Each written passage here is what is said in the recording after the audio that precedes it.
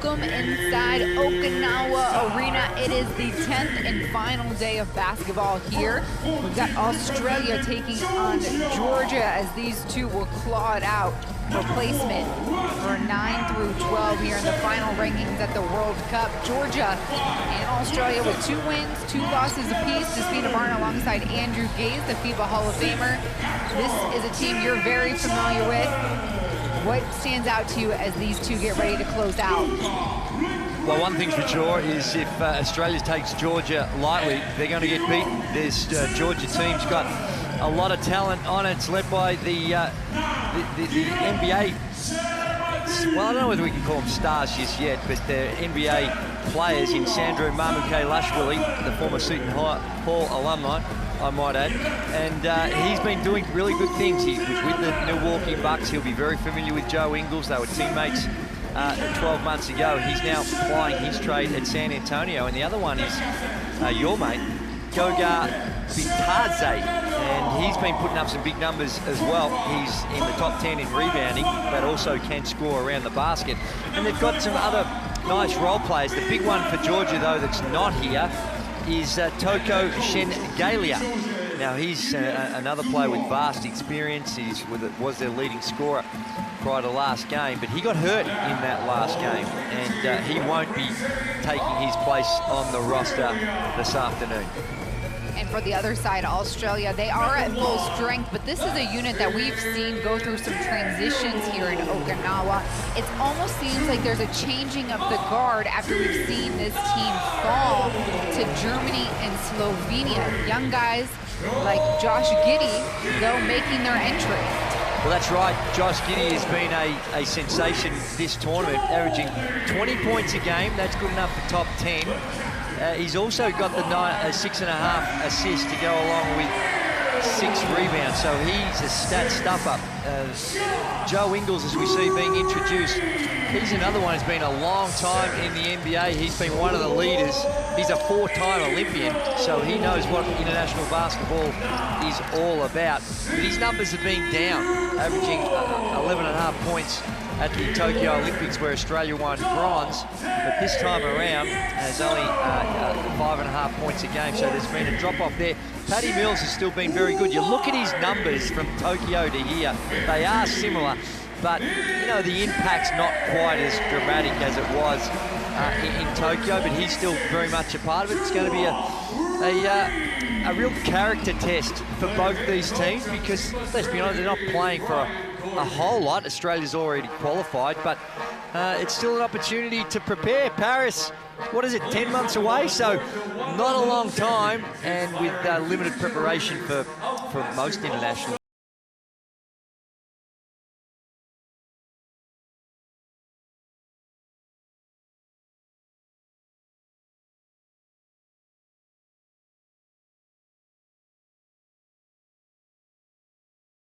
And we will have a winner that will get the top seed going out of Group K, and the loser will get the number 2 seed as they move forward to Manila and the quarterfinal round. But before we get started here, we're going to stand for the national anthems.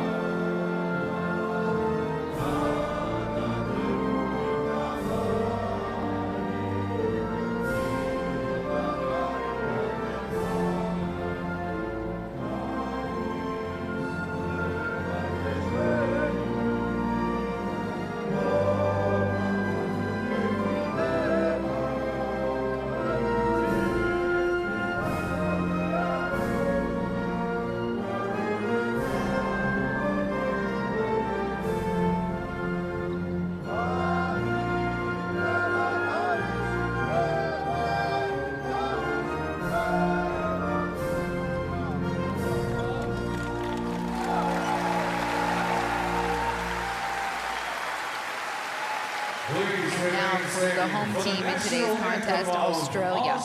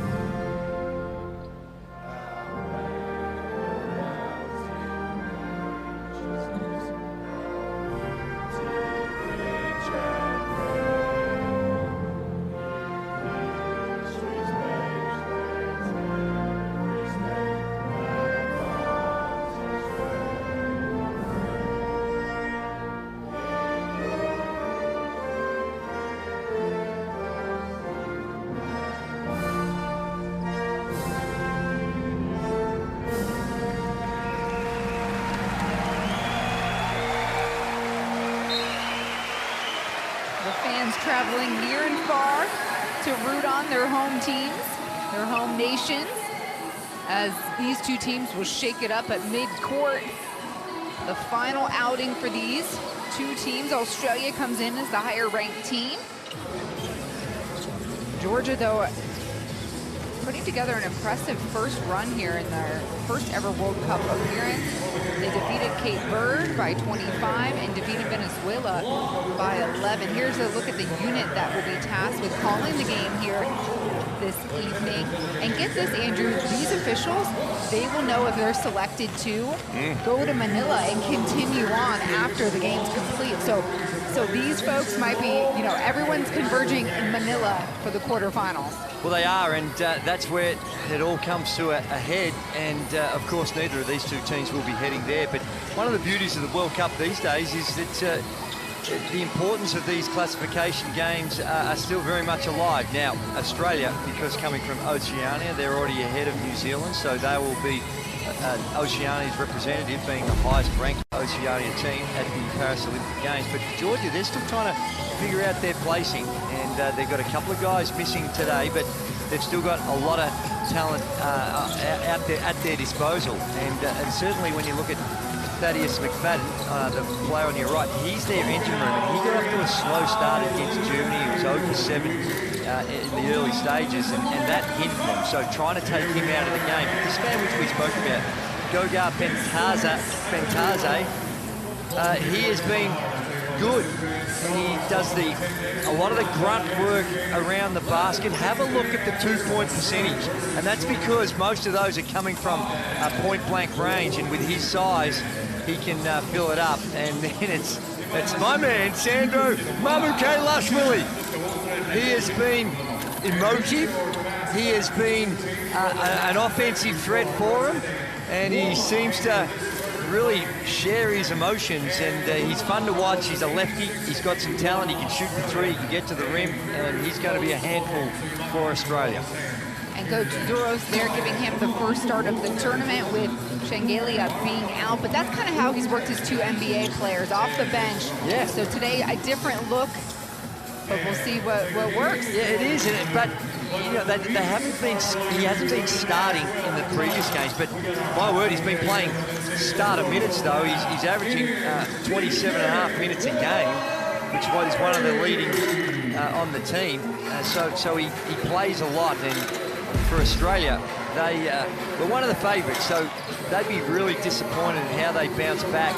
Josh Giddey, as we mentioned from the start, he's been a revelation. Paddy Mills, he's the heart and soul of the team. Josh Green wasn't a starter at the start of the tournament, but he is now. He provides that athleticism. Duop Reed, Brian Goorjian to me has just been juggling him around. He hasn't been really sure how to use the big fella, but he's been good as well, Duop Reed. But Paddy Mills, look at the numbers there, 18.5, 6 rebounds. 6 rebounds for the little fella.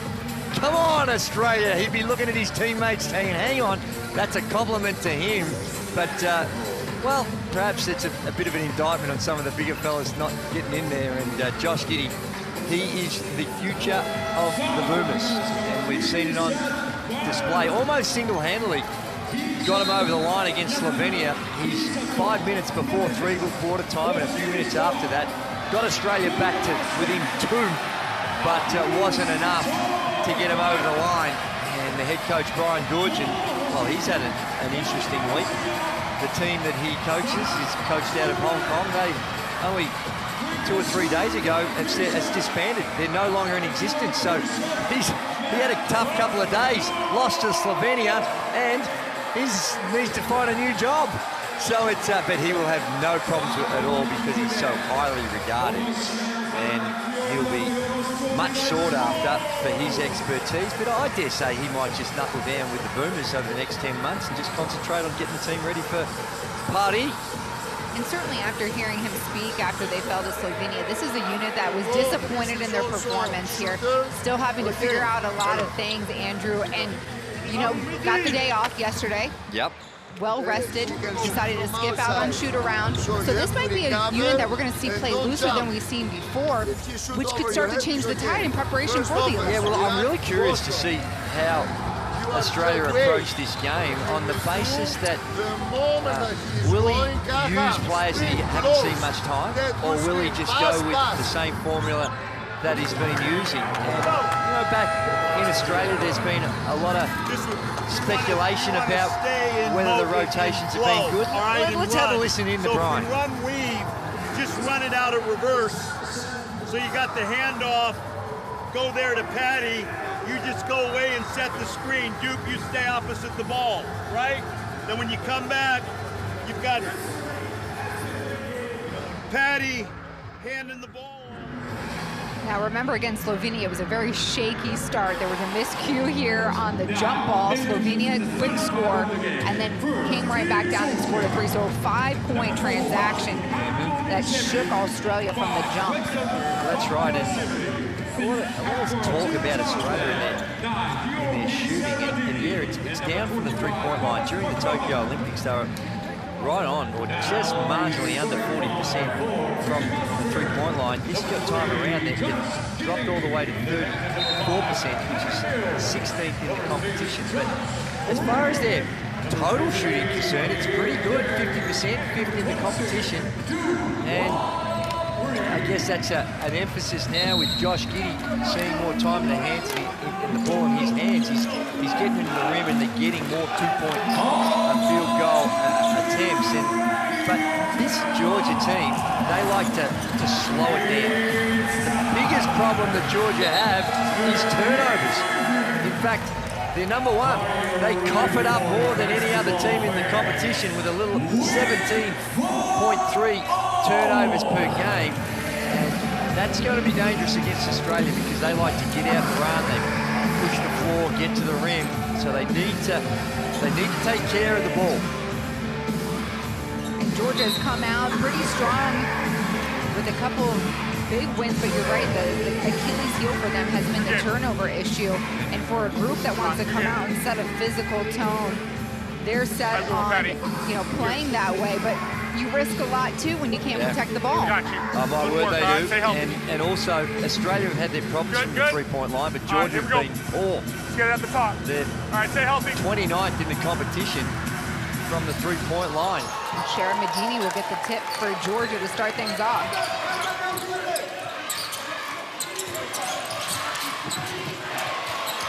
Mamu the feed. Really good set. Patty Mills there to disrupt. Really good set though for Georgia. They go inside. There was a switch underneath, and Patty. Well, I think he got a little bit lucky with Sharon Medini. Just wasn't able to handle the pass. It was a good play.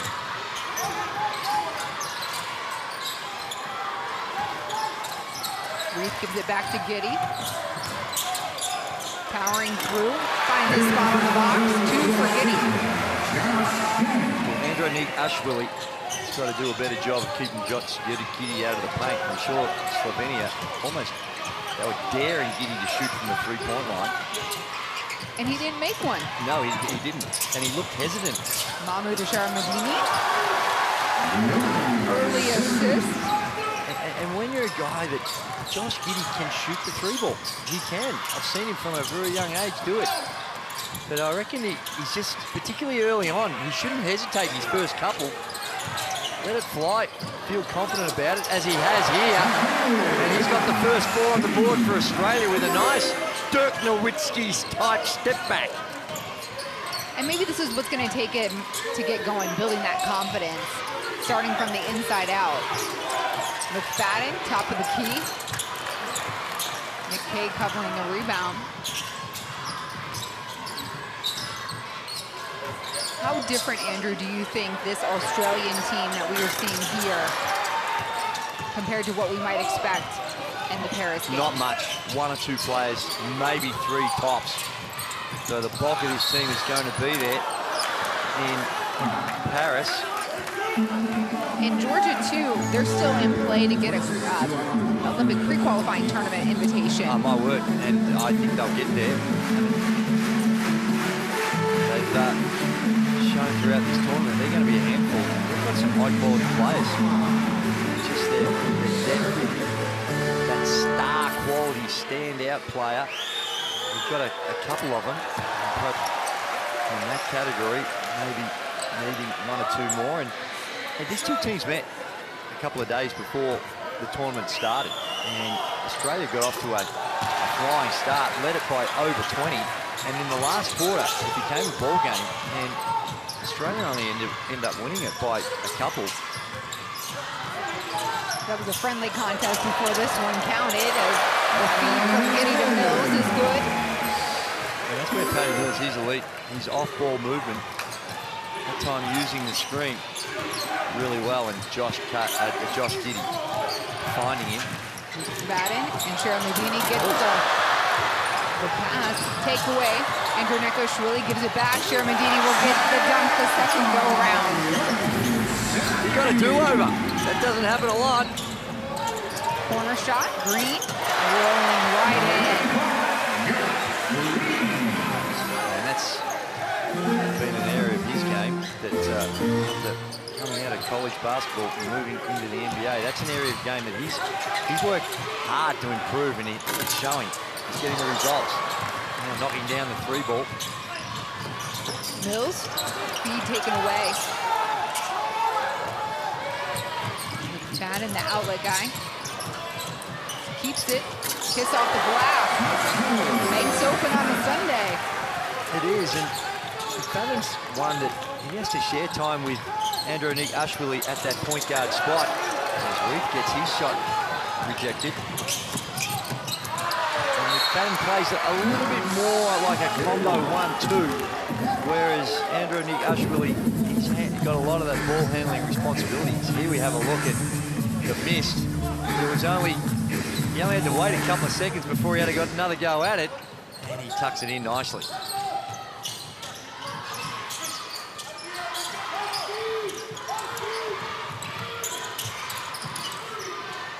Backdoor cut, some screens moving for Australia. Okay, now corner, same spot as Green. Back-to-back threes for the Boomers.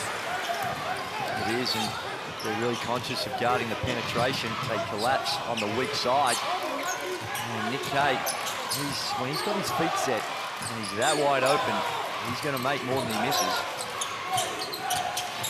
Mamukashvili driving, misses, put back there, his buddy, Kaha Dincharadze. Giddy denied there as Cheryl Medini stops him.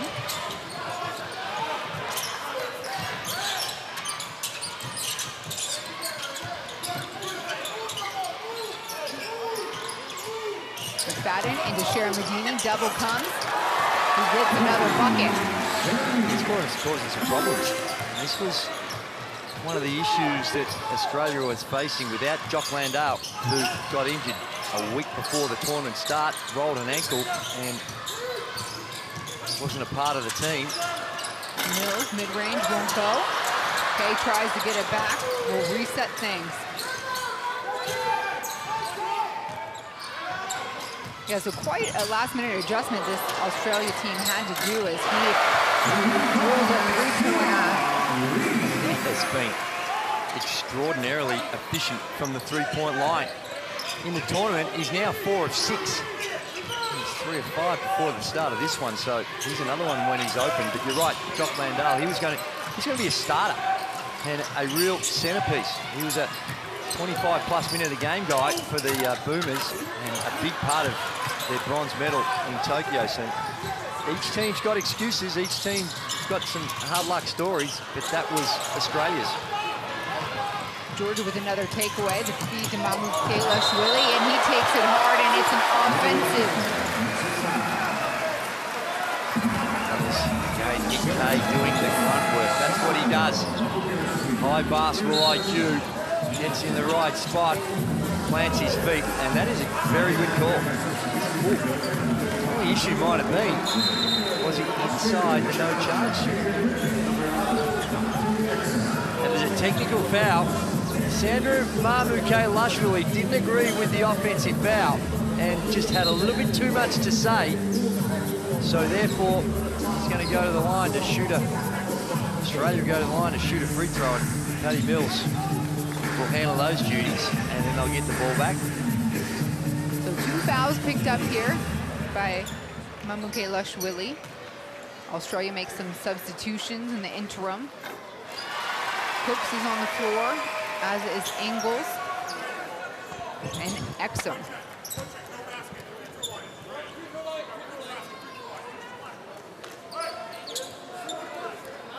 Mills and Green stay out.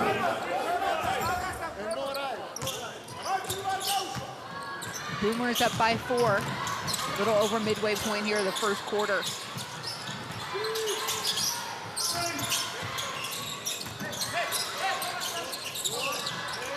Mills on the wing, he'll shoot it. Off. Mamu with the rebound.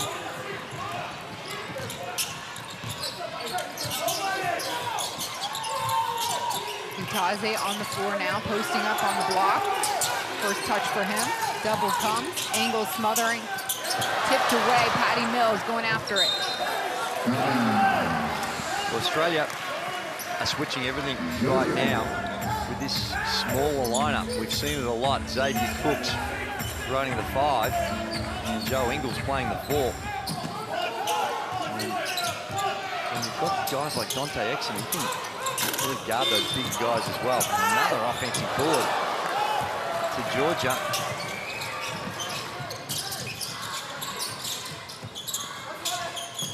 Cooks flashing it, Ingles lets it rip.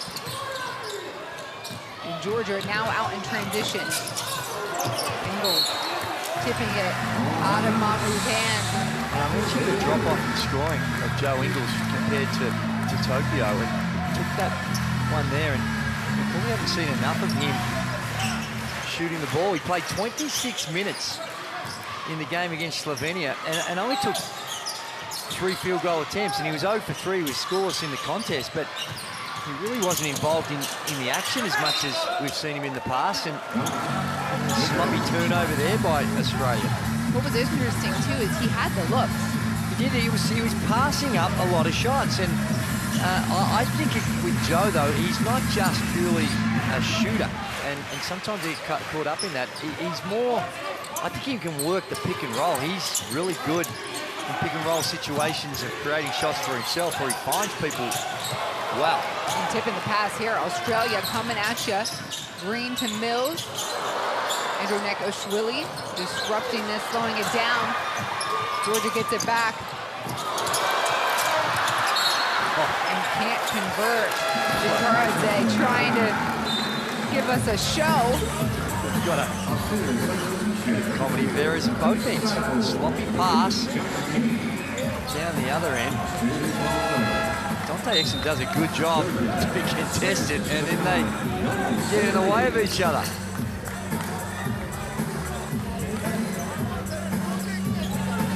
Josh Giddey on the floor. It's only a quick spell. Josh Giddey on the bench. Mills with the breather now. Another takeaway for Georgia. Both teams being highly generous with the basketball. Australia notching their 7th turnover. Or excuse me, Their their 6th. Despina, and have a look at what Georgia, they've been equally beneficial to each other. 6 and 6, that's poor on behalf of both these teams. That's way too many turnovers in a quarter. We've still got 2.5 minutes to play. Medini kicks it to Utaze. Won't drop in. Right, 2.5 to go. Exum with the ball. Kicks it, Giddey, the feed down the lane. Beautiful pass by Dante Exum. And the ball movement. Josh Giddey not standing still. Slot cut from the top of the key, or not really a slot cut, but that cut. It's paid dividends. Medini back out to Utaze. One dribble in, feet behind the 3 line, and he gets it. Utaze's first 3's good. Joe Ingles, opposite end. The lefty.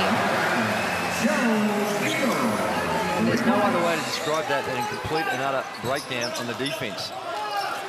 Georgia in their scout, it was not let Joe shoot it and no one run at him from the three-point line. I can guarantee you that.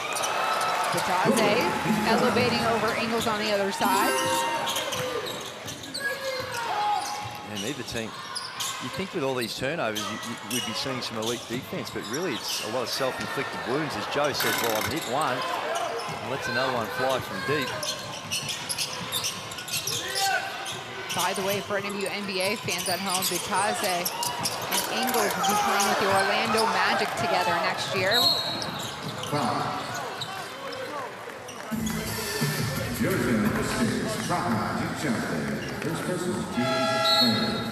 Yeah, and getting back to that point about the defense, a lot of turnovers, usually you equate that to some elite level defense. So I think it's just been a little sloppy by both of them,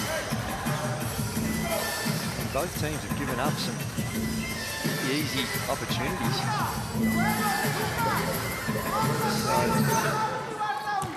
Under a minute to go here, Australia with the ball. A bit of a feeling out process going on, perhaps. Maxim staying low. Foul handed over by Bitadze.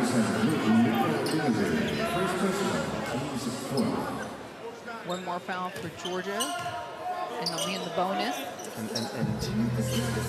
with those injuries to Georgia, Bitadze he's only played in 2 games, so he's seeing some early minutes, which he hasn't seen so far in the tournament.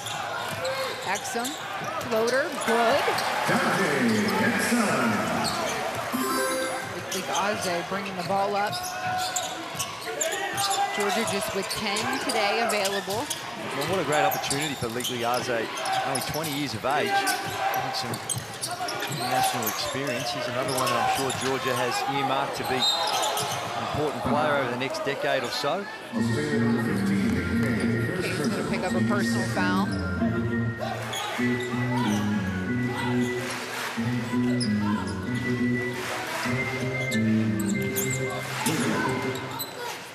So fresh shot clock. There's about a 2-second differential between the shot clock and game clock here. Bitadze with the ball. Tipped out by Thibault. It stays here.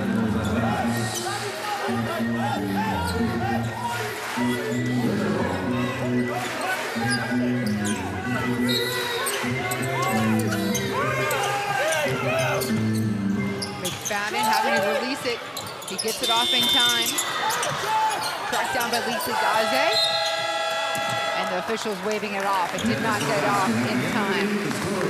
So at the end of the first quarter, Australia leads by 6. It's 23-17. And so, Coach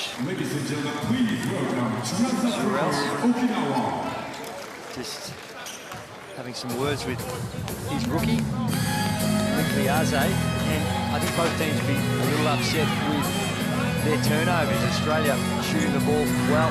Look at the graphics there. 53% overall from the field. Georgia only at 39%. And it's the three-point line. 4 of 8 for Australia in that first quarter. And Josh Giddey got the Boomers off to a flyer. 6 points for him already in the contest. And both coaches will look at the stat sheet at quarter time and have some concerns about the turnovers. 6 for each. And they'd be just looking at themselves because, like I said, the defense has been okay. It's not like there's too much. A lot of fumbling, a lot of missed passes. And well, we know that turnovers has been a part of the identity for Georgia, right? They're leading in the tournament in that stat category. But you almost feel that sometimes when teams match up with each other, they'll kind of sync up with one another the way that they're playing, and one wants to dominate. Here right now, it's those turnovers that are being infectious. Well, it is, and maybe as this game rolls on, they get into it. It's clearly a lot more at stake for Georgia than it is for Australia. Australia playing for pride because they've already stamped their ticket to Paris as representing the team coming out of Oceania. There's the courtside app. Spooner. I mean, it has been, from a commentating standpoint and from a fan standpoint, it is elite, the team here. We've got social media people all over the joint filling that app with all sorts of exciting content, stats, videos, the whole box and dice. You're not a true Hoops fan if you haven't downloaded the app. It's as simple as that.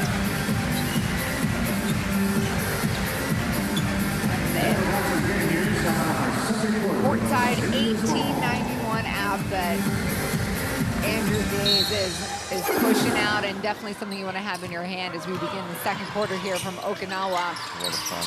You know it, this Sabrina. You're right there with me.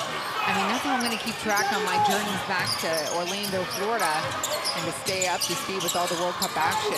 So yeah, that app is going to be my lifeline. Exum, weak side put back. He's going to go for three this time. Riaze comes in, and I think he was the one that's... Oh, no, it wasn't. There was Sharamadini who came in with the hand and hit across the head of Dante Exum, so he'll go to the free throw line to shoot another one. Dante, he's playing with a heavy heart. His dad, who I actually played alongside, unfortunately and tragically passed away only a couple of months ago. And difficult time for him, but showing great character in the way in which he's represented his nation.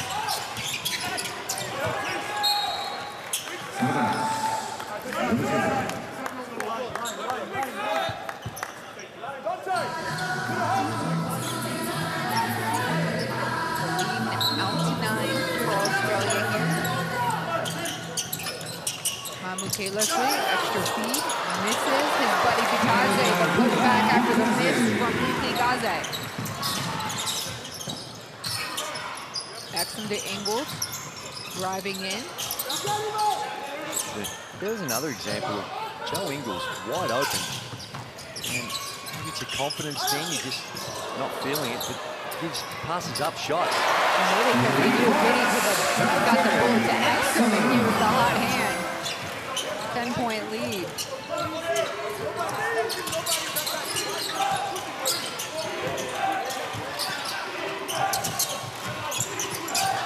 Sharamadini pops it up. Oh, and a tip. Thibault off of an Ingles baseball wall. It was a poor pass, but the athleticism and the touch of Matisse Thibault gets a hand on it and gets a nice roll out of the hand. And a blocking foul against Ingles on the other end. Look at that pass.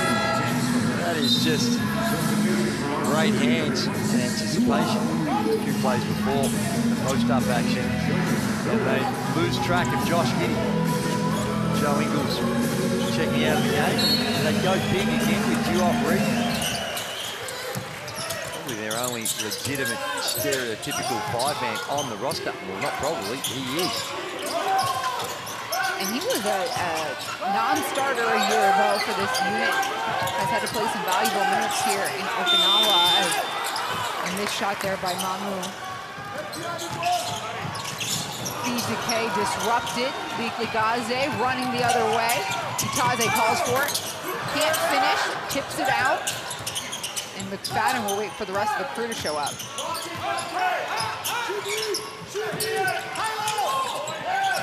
Cutting, Itaze gets it. High-low. Oh, Sharamadini. Got dacked. He did. He did. He lost his pants. He's looking at the ref saying, hang on a second. Surely that's a violation if someone pulls my pants down. Have a look here. This is just beautiful touch. That is not a good pass, made to look spectacular by Matisse Thibault. It was surely Thibault's athleticism. And soft hands. See how he's just able to guide it to the rim. Really well done by Matisse Thibault.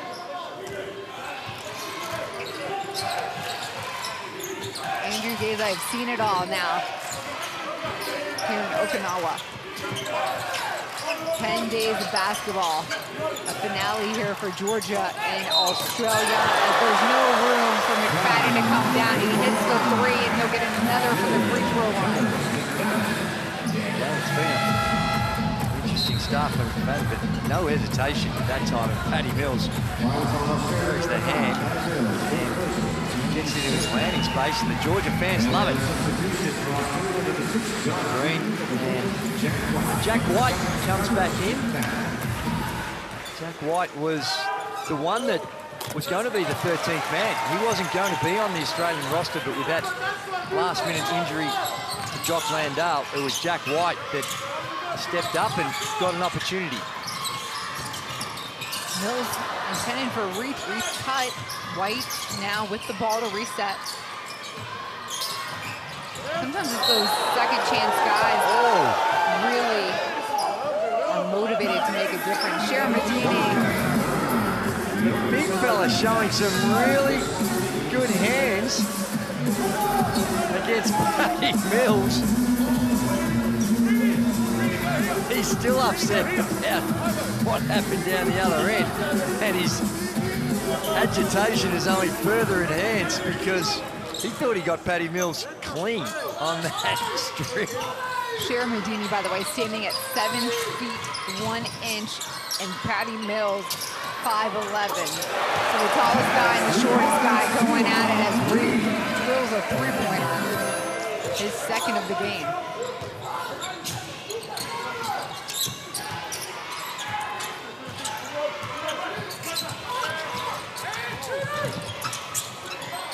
I know he's 183, but yeah, maybe. Maybe I get confused with feet. 183, it's small. The point is, he's really small. A miss by Green. Okay, we'll keep it here. Extra touch, Reith. Got everybody touching that for Australia. Paddy Mills. Okay, they gave him an extra inch, so 6 feet is what they're saying Paddy Mills is. So you're right, the discrepancy between the two is stark, and this time Josh Green just missed one. He goes to the rack, and a nice drop-off pass to Duop Reith. And Reith just quietly going about his business, and he is 3 or 4 from the field. He's got 8 points. Georgia.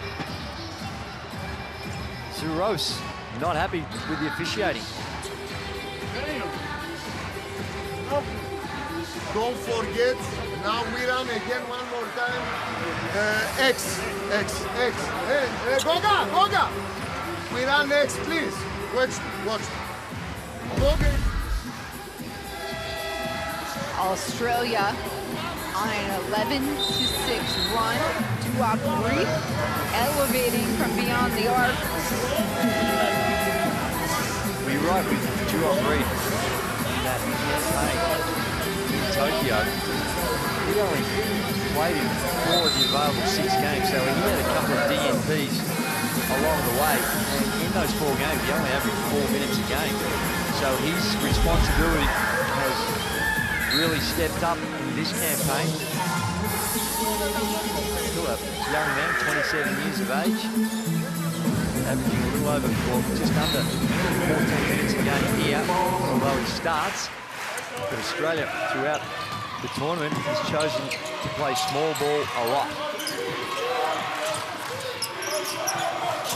McFadden gets it to Goga there. He'll get his own rebound. And Australia will come the other way instead.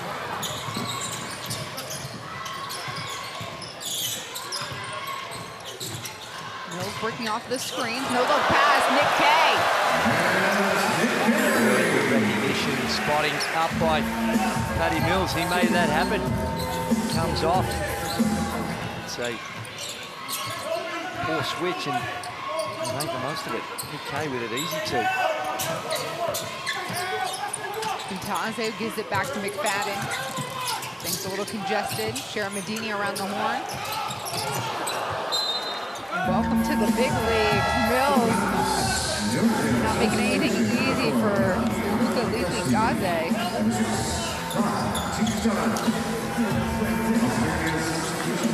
To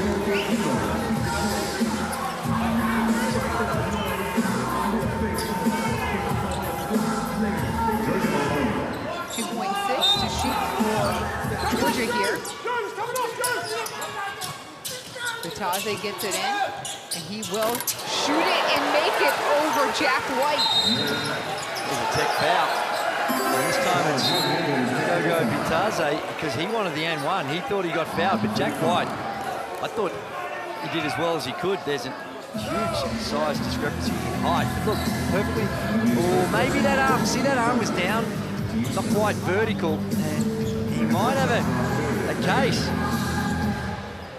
Gee whiz, I don't know what he said, but he didn't seem overly demonstrative. But straight away, gets pinged for a technical foul, so that's the second technical foul. Yeah, because Mahmoud Kailash really got one in the first quarter after his remarks from the same official. It's only Bitadze's first personal foul, so not that expensive as far as his own tally.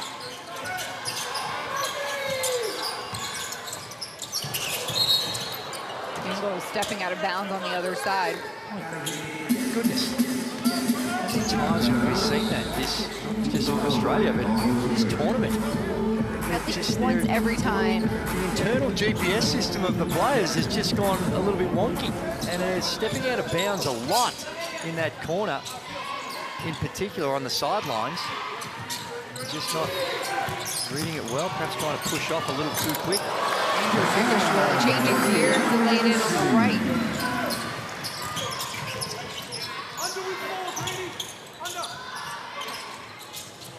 Georgia trying to keep this thing tight. Mills gets tipped off.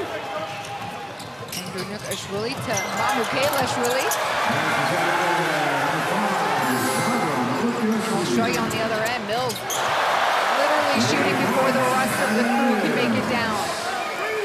It is, and the D-trans comes into question. You've got to know where Paddy Mills is all the time. As soon as you lose possession, he's got to be a priority.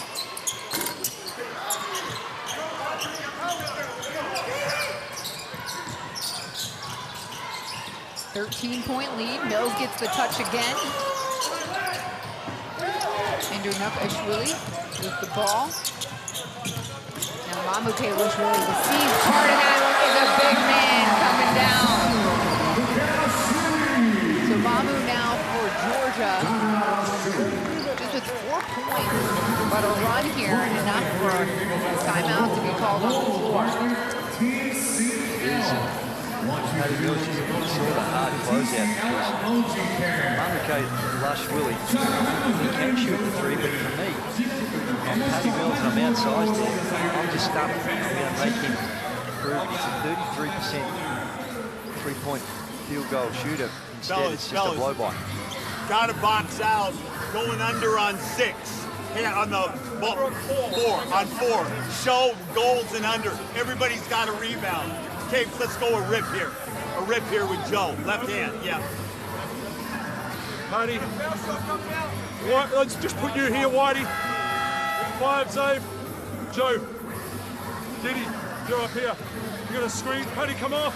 Joe's gonna go get Whitey.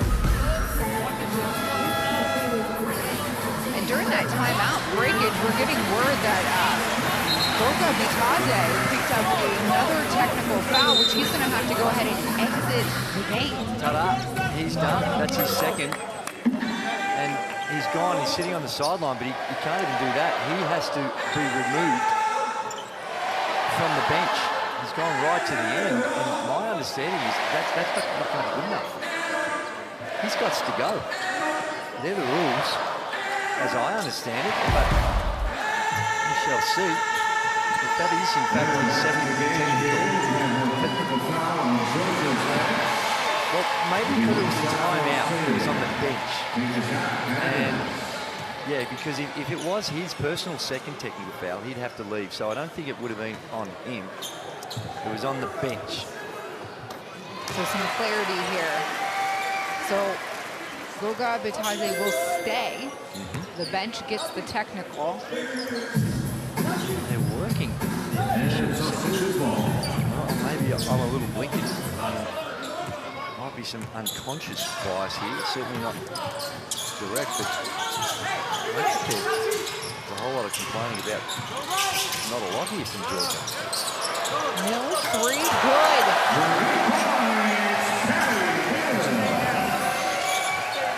Mills alone on a run here in the second quarter. He can do this. You see Jack White with a reaching. Patty Mills is like this. He can score heavily in bunches. He saw a three-ball go through, and then his next one was a little wild. Missed everything, but he gets in these zones. He's one of the toughest players to guard when he's in that frame of mind, because he can shoot it, and is willing to shoot it from virtually anywhere. Andrew Ishwili driving. He stopped there on the baseline. Met with Giddy and Cooks.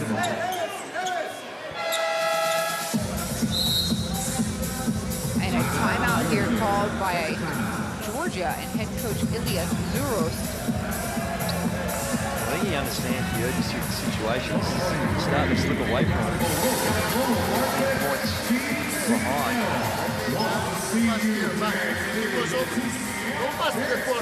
When you get the ball faster, up and play. No, out.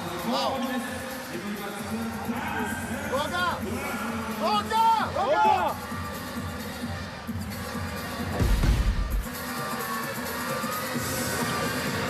Patty Mills is finding that groove, and it starts with a wide open one in transition. Sees one go in. Right there, you're seeing beautiful textbook release, follow through technique. 11 points for Mr. Mills here tonight, and already he has scored 10+ points in each of his now 19 games in FIBA World Cup play. Only Pau Gasol and Oscar Schmidt have longer runs. You see the heat map, and this is Patty Mills, and this is where he's doing most of his work with the ball, and you can see it's all above the three-point line across the court. And what this does show, he's equally adept at going left and right. Clearly there's that cluster you see at the top with the left. So if he's starting in the middle, going left would be his slight preference, but when you that's a nice spread of that heat map. That red was stretched from one side of the floor to the other, and that makes it even tougher to guard someone when they can go both ways.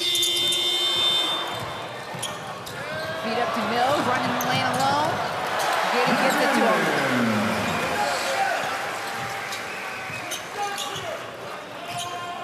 So Australia playing a lot looser here today.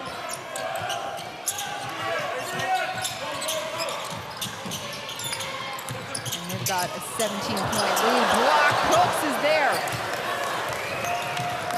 That's what Xavier Cooks does. He reads the play well. And again, with the kick-out pass.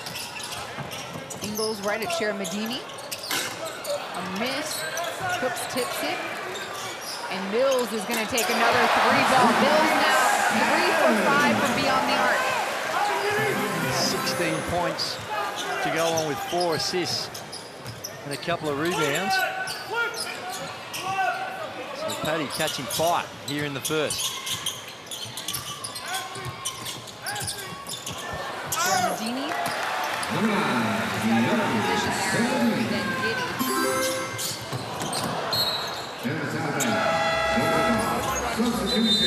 Ryan Gorgic wants to talk about it. I think both these coaches understand that right now this is a game-breaking time. Ryan Gorgic upset with the turnover, I suspect, and doesn't want to get sloppy this last 2 minutes because they've built up a nice buffer. 51 points in the half is too many for Georgia to give up, and just doesn't want it to get away from him. It's 18 or 12, all right? We got to be smart with the ball on the on balls. Under and get there. If they re-pick, switch it. Don't allow him and body him up and make it hard for him to get down. No layups, and we'll come in black. Second screen's a switch. Turnovers, push to the ball, make them guard. The turnover's the key point. As we look at Mamukashvili going upstairs, tucking it in with the two hands, because Australia has been highly generous. 11 turnovers, and it's overtaken Georgia, who in this second quarter, they've been a lot more careful with the ball. They've only got the 8 turnovers. And you get here, Brian Gordon, that timeout, talking exactly what we were saying before they went to the break. He wants to be able to maintain this 18-point lead. Now here's the heat map game, and this is when the player has the ball. And the good thing about this, you've got the big fella here, Mamukashvili, 1.9 seconds. So it's in his hands, but it's not in his hands for a long. It's not like he's taking a whole bunch of dribbles all the time. He's getting it, he's seeing some action with it, and he's getting to the rim. And it's not a bad thing for him. Medini put back there, the big guy for Georgia.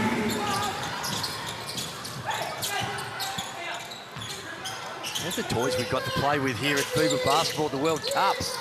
All sorts of technology. And you know what, for everybody watching at home, that was actually tallied by hand. So we have a staffer that is logging all the time that these basketball greats have the ball in their hands. So kudos to that person so that we can show you that beautiful graphic. Those people rather than that person, because that is a lot of work that goes in to provide the analysis, the data, and the expertise here at the FIBA World Cup. You don't get that at just every run-of-the-mill tournament going around. And an outstanding job by the team that put together here. Mamukashvili driving, finish left, no, rolls out, hands go up. Ingles gets it to Giddey, sets the screen. Mills now, other side. Little quick shuffle step. Short.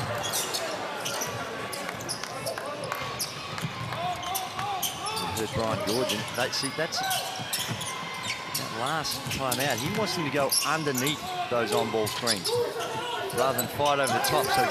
So they go underneath, he gets rolled on, so that's a good switch. 7 to shoot, McFadden with the ball. Sees part, the little guy with 2. Maybe in hindsight it wasn't a great switch because it ended up in an easy penetration, but trying to execute what Brian Georgian wanted in that last time out with going underneath those on-ball screens. Giddey with the ball, working off K. Mills kicks it around the horn. Ingles will release it, and he gets it from the baseline. 3 points for Ingles to close out the second quarter. So Australia on a run. They are out in front, 54-37. Patty Mills does not turn.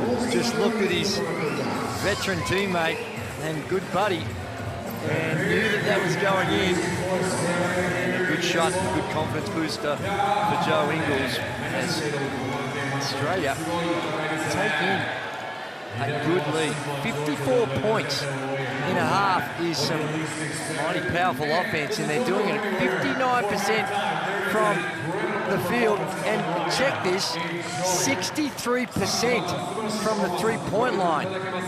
They're 10 of 16, and at the other end, well, as we mentioned from the top, Georgia don't shoot a whole lot of them, but when they do shoot them, they don't shoot them that well. And they're only 25% on 2 of 8. And the rebound count just marginally ahead, but it's the turnovers for both these teams that was looking disastrous. And Georgia have tidied up their work, not so much Australia. And it's Patty Mills, the veteran, the legend.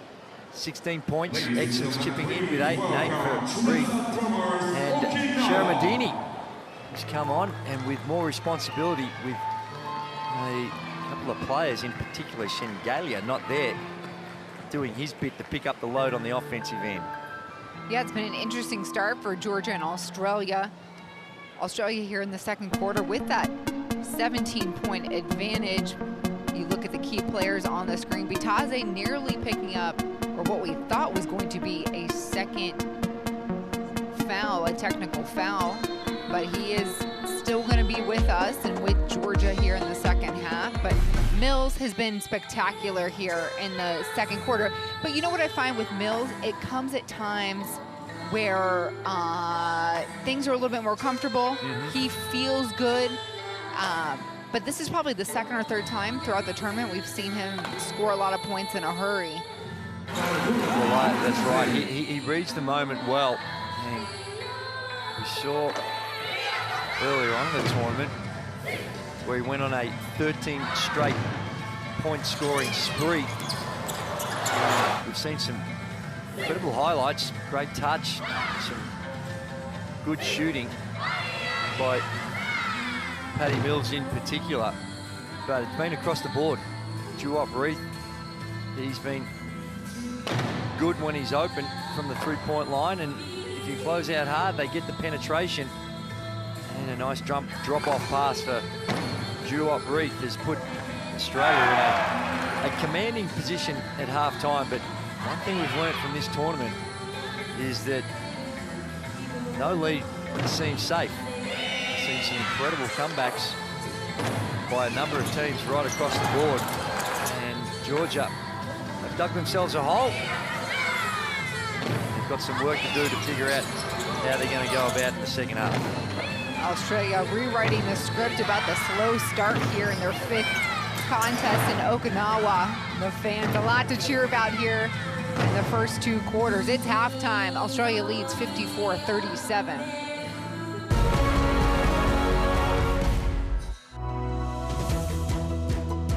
Whatever our gender, color, belief, or capability, we are all on the same team.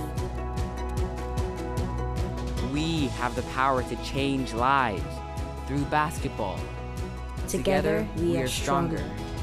No matter your origin, basketball can bring everyone together. Basketball for good.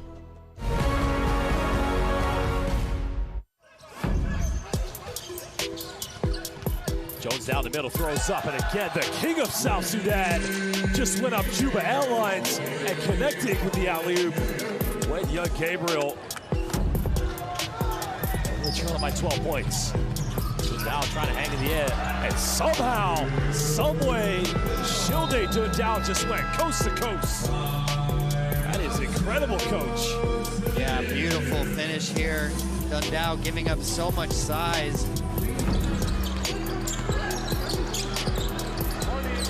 Kobo is open in the corner. He takes his time, and for good reason, as you see Zach's shot go in at the buzzer. Holding on, he'll give it to his buddy. What a nub! Hey, remember the name. He's going to go to the line to shoot one. He didn't even realize he got hit on the dunk. Blocks it out, looking for a three-pointer. Pulls up in the mid-range, puts it up, and just gets it to drop right at the end of the first half. And you can just hear this crowd slowly get back into this game.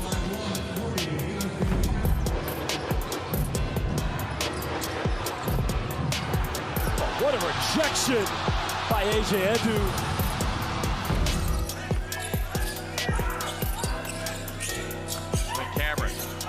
Loses the handle. Here comes Ahab Amin. Oh, between the legs. What a play! Hands it off. Going through his legs. Zaran flies in. And Ahab Amin, you're on the highlight reel. Max Shuni running. Extra handle. Baltoon in the finish. Shuni just beautifully read, knew that the defense was coming at him. Have a look at it. So he assesses the situation. He sees two of them coming at him, and the no-looker in transition. The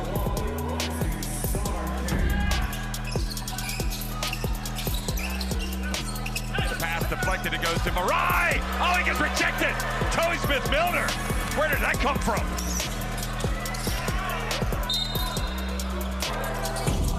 Mexico. Oh, stole. rare that he misses that badly. There's, oh my! Rondae Hollis-Jefferson just flies through the air, and even his wife raises her eyebrows.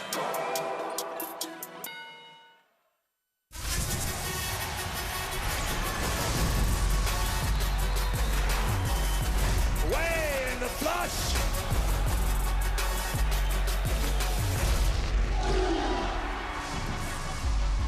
That is unbelievable. These guys will be legends in their own country, but also in the international basketball world forever.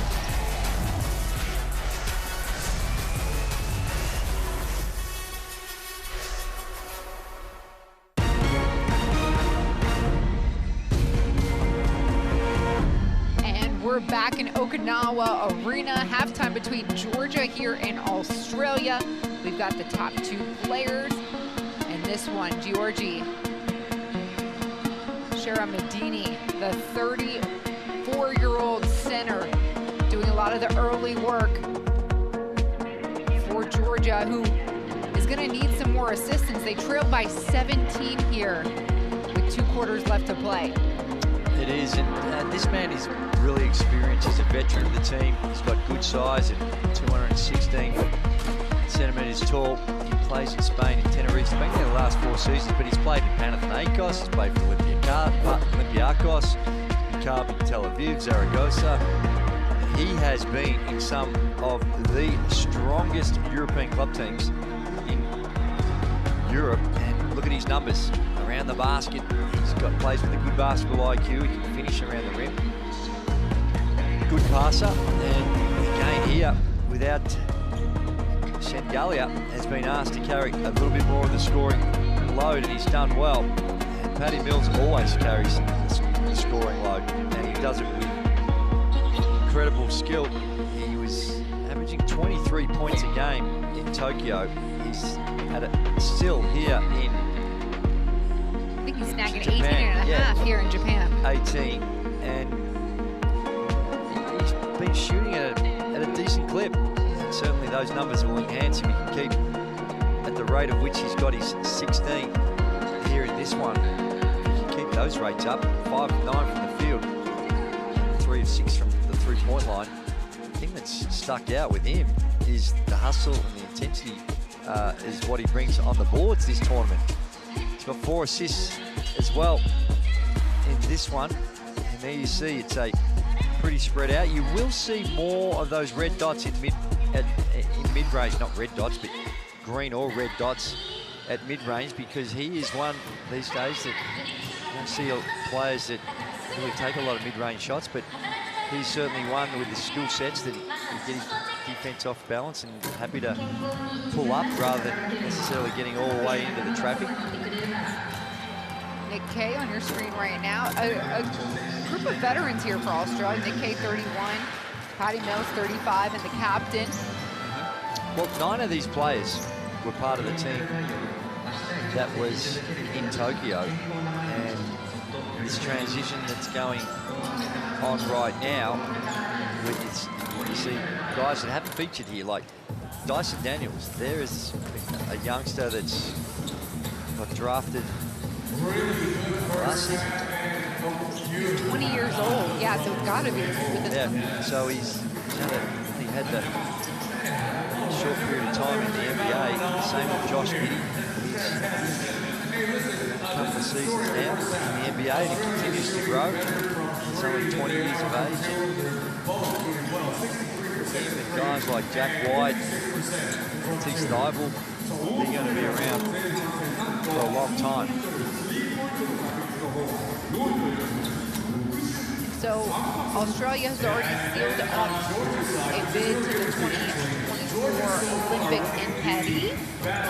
Georgia playing to come back here and get the strongest positioning in those final rankings so they can get a bid to an Olympic qualifying tournament. These two teams closing out 5 games in 10 days here in front of us inside Okinawa Arena. They will not be moving forward to the quarterfinals. That is reserved for Virginia in Germany coming up tonight.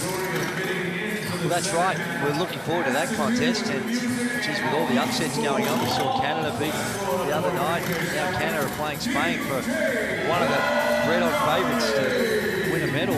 Is going to be out after today. You know, I just want to... We haven't... They've got Georgia missing a couple of players, led by Shengalia, who we mentioned was their leading scorer before the last game. And he was averaging 15.5 points, so that's nearly the differential here. But also surprised to see Georgi Sinsaze in that first half. He never got any time. So, and he's been that spark plug off the bench in a couple of games, and you know, it may be that he may also be carrying a niggle with being able to see, but he's suited up and he's been warming up. But he's one that's, you know, he's been pretty solid throughout the tournament in the role that he's had to play. So played in every game so far, averaging a little over 12 minutes a game. So he has been a factor previously, but in this one, has yet to see any time.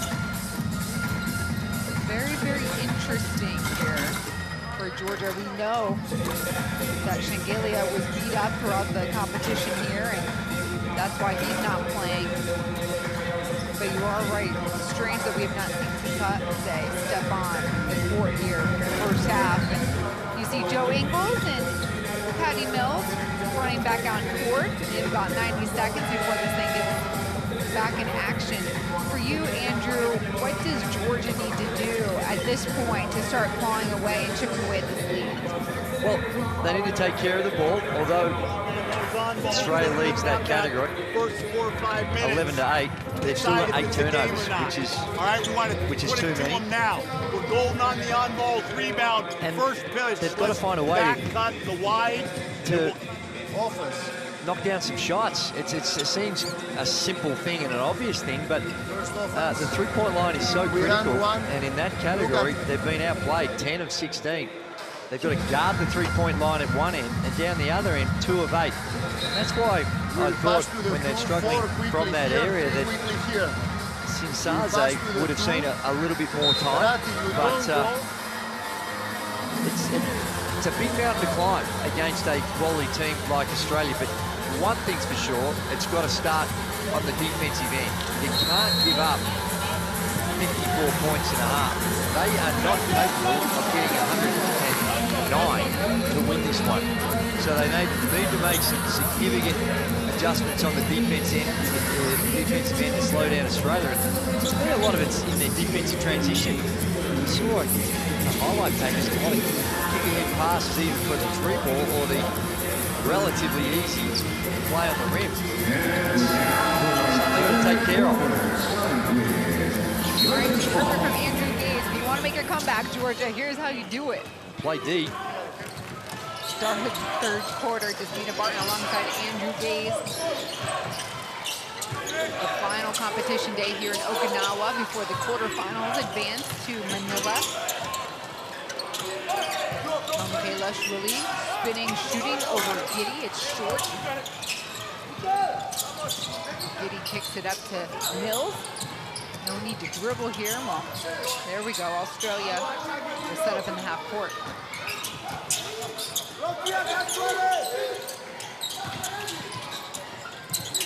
Reed needs some help. Giddy backdoor. Green trying to fake his way in it. Doesn't work for the veteran down there.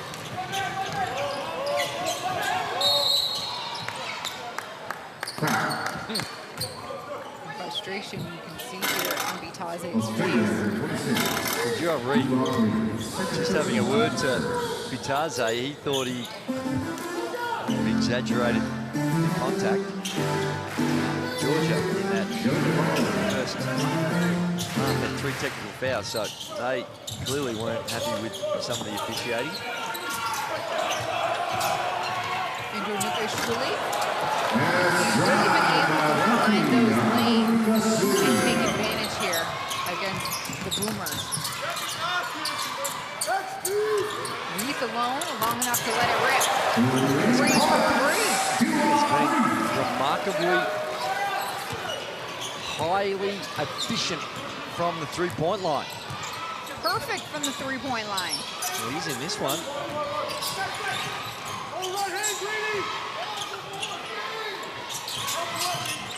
McFadden back to Bitaze. He'll shoot over Reef and get it. Nothing but net there for Bitaze.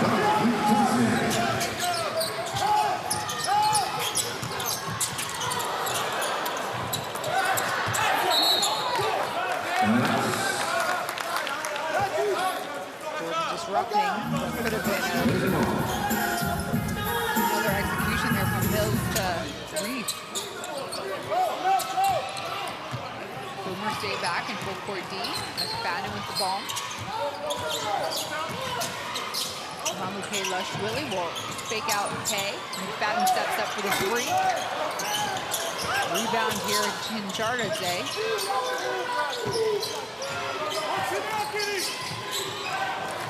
Andrew Nookishwili doing the exact same thing he did a minute ago. Twice now. Ashwili exposing some of the defense. It's unusual. He's got an elite defender on him, Josh Green. He's gone by him pretty easily. And not a whole lot of help. Floater down the gut, good. He uses his body so well.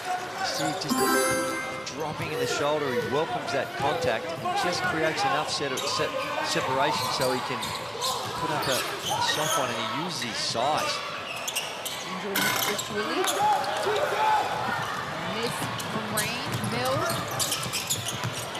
Into Green. Reese driving in. Foul handed over. It's going to come from...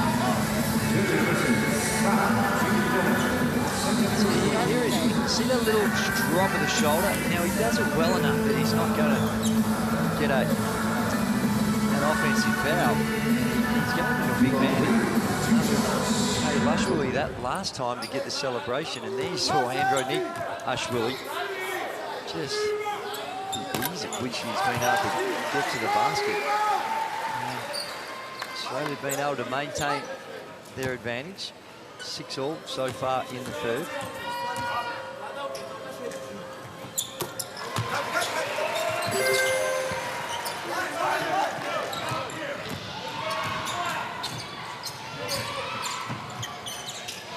McFadden backdoor intended there for Bitaze.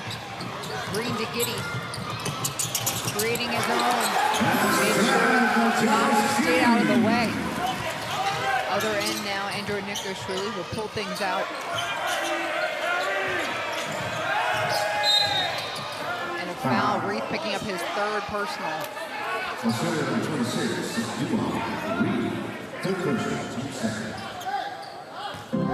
We see Josh Giddy, look at the right shot, see he did it again, just cut him off enough to create that separation. He's a really good athlete, but not super bouncy. He's just crafty and uses his basketball IQ, Josh Giddy.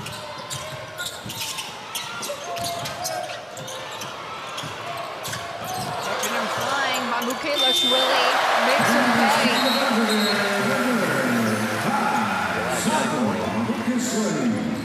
Going against Georgia.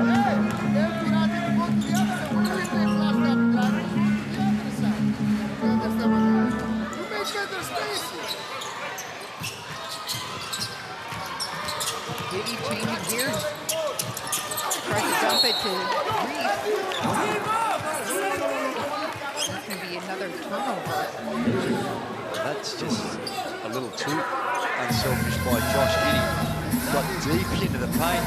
Soon he made a couple, and the pass was a whole lot tougher than the shot. Tay Exon jumps in for him. Decent rotation by the Australian team, and Stuart Reith goes flying by. Needs to stay in the ground and shuffle his feet, try and keep Mamuke Lushwilly in front of him. McFadden keeps it high for Bitaze, and an alley.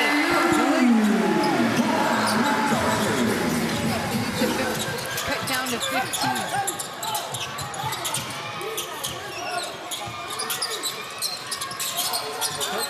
He's gotten himself size advantage here. Exum spotted up, misses.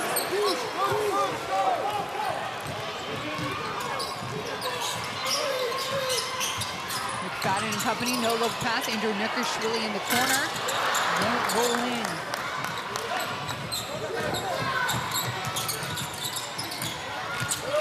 Exum, finish on the right. Yeah, nice penetrating drive. Dante, spending the last few seasons playing in Europe, he'll be taking his talents to the NBA. He was recently signed with the Dallas Mavericks. Joining Josh Green, they'll be teammates.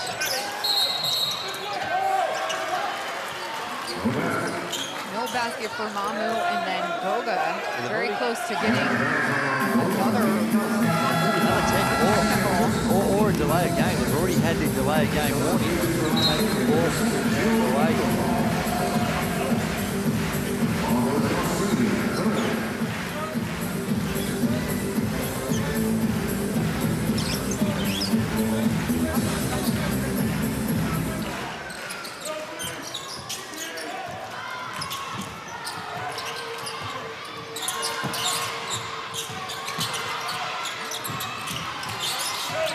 the ball. Exum. Ingles gives it back. Eyes on the rim. He'll pull up in front of Bataze. Nothing there.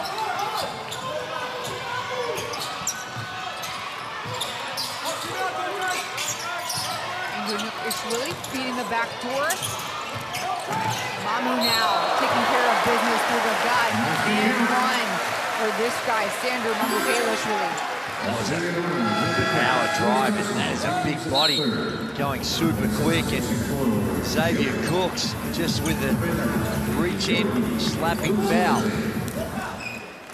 Goes to the line and chance to cut it.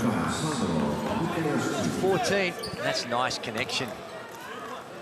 And the captain there on the bench liking that, Shengelia, the fist pump. As he should. Really good connection with between your point guard and your big. Good timing. Throws it upstairs. Lets the big go get it. Mamu now in double-digit scoring. Ingles and company here on the other end. Exum nearly gets picked off. So stay with the ball, the slam denied, the whistle is blown. Almost. Dante Exum almost going up here. That was close to a posterization of Torzili's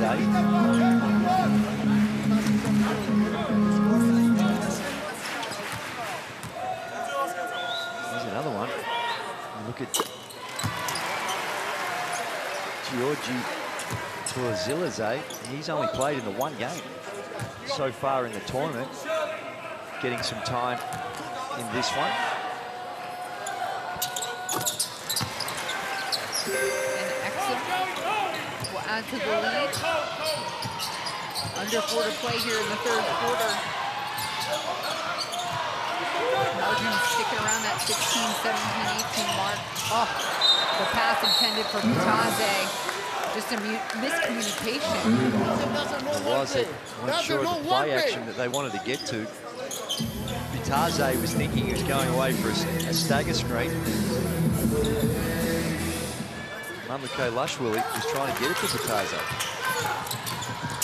Mills pull up Jay, free throw line is good. Like that's his first bucket here in the third. 18 for Mills.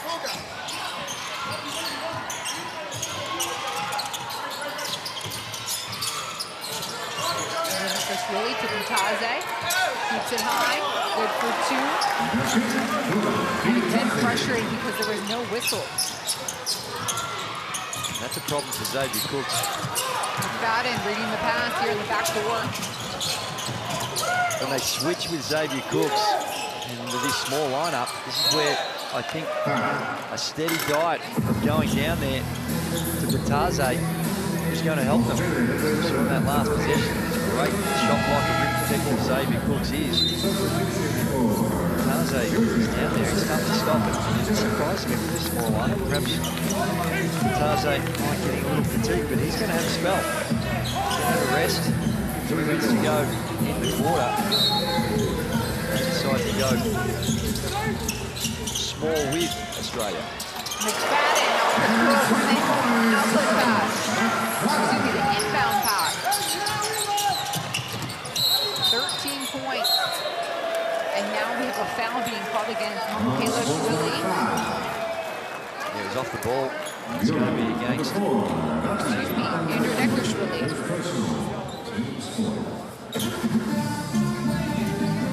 Here we have a look, you see it just shoulders.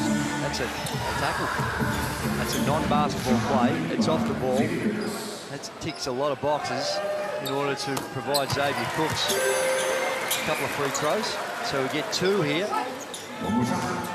And Australia will get possession. 1 for 2 for Cooks. Who is not a good free throw shooter. 28-year-old who spent a lot of time with the Sydney Kings. Won a title last season, in fact the last 2 seasons with the Sydney Kings. Exum now, dotting down Andrew Necker-Schwilly.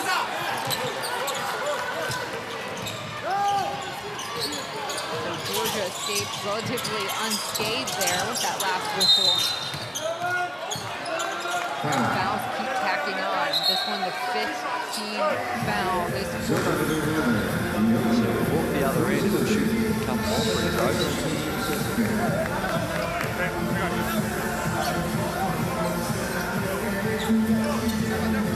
Yeah.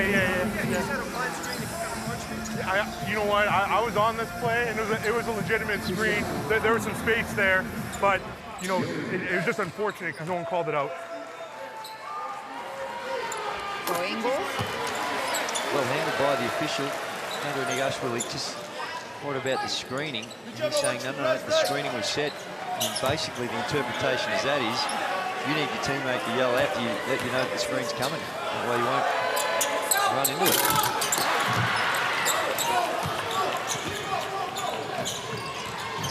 Fifth rebound there, pulled down for Michaela Schwilly. McFadden trying again, he checked, he still got it. McFadden hot from 3.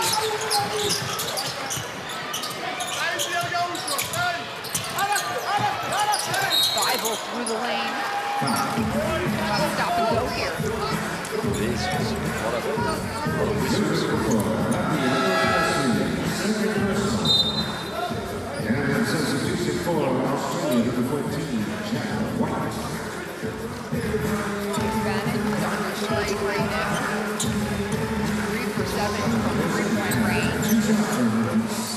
14 points he has for Georgia. The closest they've been in this contest. The third quarter.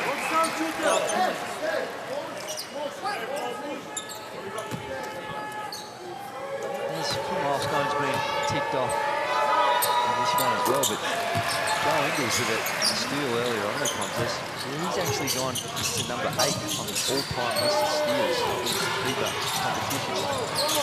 So he's getting in the range, helping out. Doesn't necessarily a fierce defender, but leads plays well. It's a lot of good steals. Here's Joe Ingles.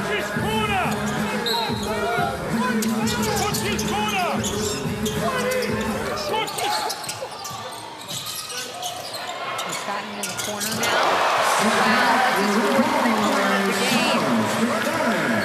Importantly, the lead's cut to 11. You can feel the percentages rise here for Georgia. Ingles now spotted up opposite end. He'll max that out. And Andrew Necker-Schwilly changing gears. We'll head to the free throw line. Australia 2, He's going against Matisse Thibault. His first. A look at McFadden and what he's been able to do from downtown. Like to see his shot chart here.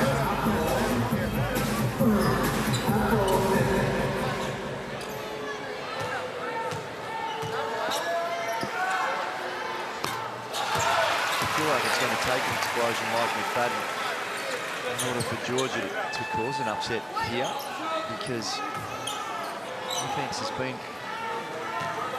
okay, but it's their defense that's struggling. And when the defense is struggling, your offense doesn't become really. You need a couple of guys to get hot. We've seen that in some of the games on the floor so far, particularly from Japan. Series where they just 2 or 3 guys at the same time. Going off Matisse Thibault. Very short period of time. Spell again.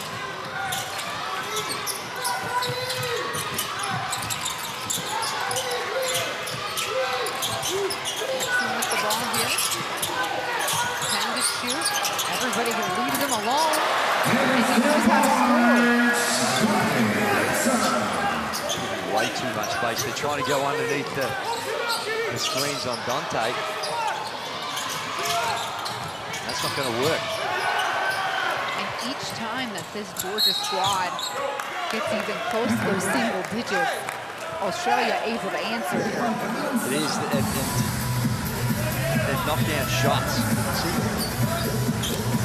you see Ligaze just going underneath the screen. That's just too much time and space for Dante Exum.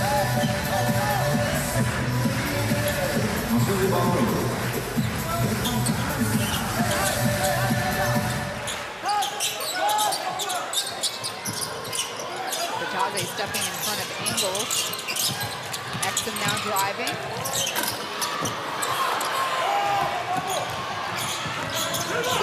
Will bring the ball up for Georgia. And the foul from underneath. Ingles and Shermadini both looking at each other. And some choice words. Bertazzi comes in and there's a little push here. Joe Ingles just was concerned that Shermadini, when he was going on a low block, was throwing the elbows around. Bertazzi comes in, and these two are dirty teammates. As soon as this tournament finishes. We're good. All right. What do you have on this? Anything? Joe getting a little chippy. He got called for the foul, but then... And look at the two teammates here. Yes, those two will be in Orlando with me for the start of the NBA season. And Bertazzi, the first one to come up and kind of try and cool the simmer. All right, we're good. What's that? Yeah, we're just gonna line up. We have a double tech after. All right, we'll... Everybody good?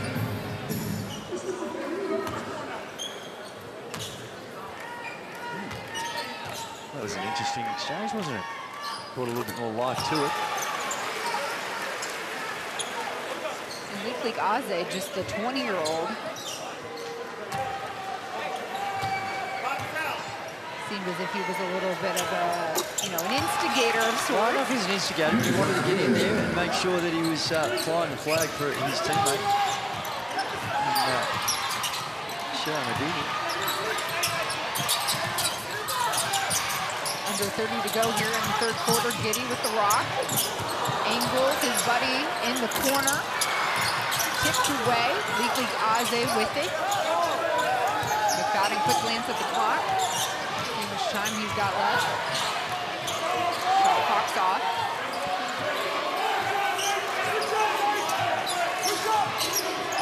Trying to work off the screen from Bertazzi. He'll let it fly from deep. It's off its mark and a foul underneath the basket will send Georgia to the free throw line.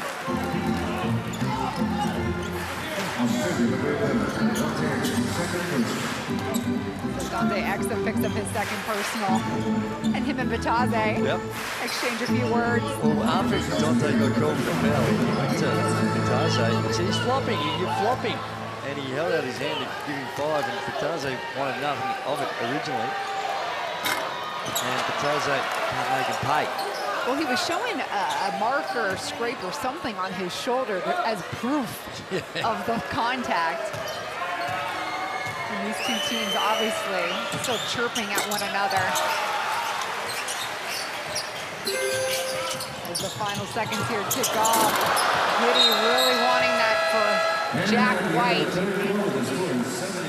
So the quarter comes to a close. Australia out in front, 79-67. 12-point margin. They trimmed. Georgia did 5 points off the lead here. They did.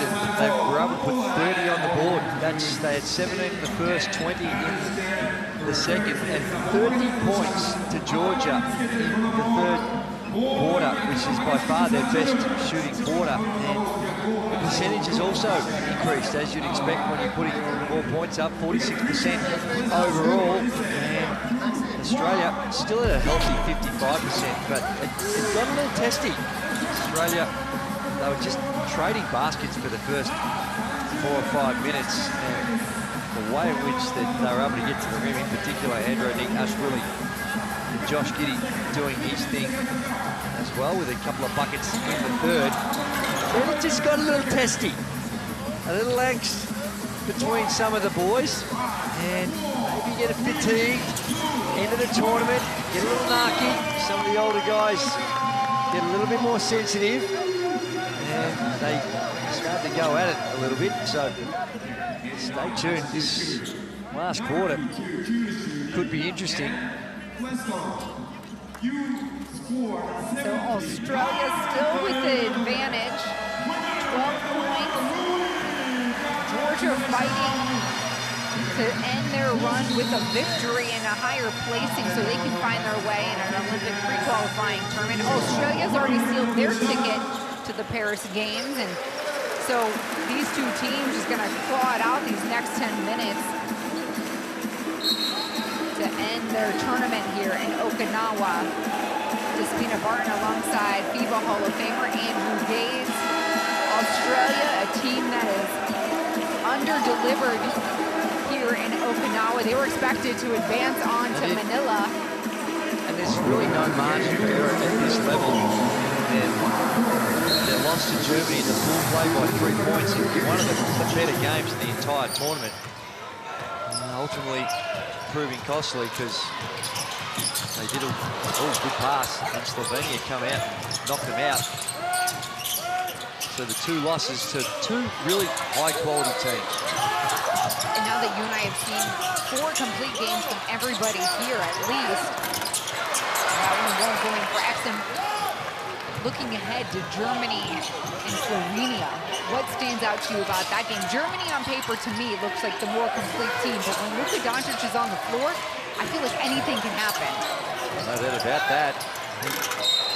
Germany will go in the favourites, but really well-organised team in Slovenia. And there's a quick foul.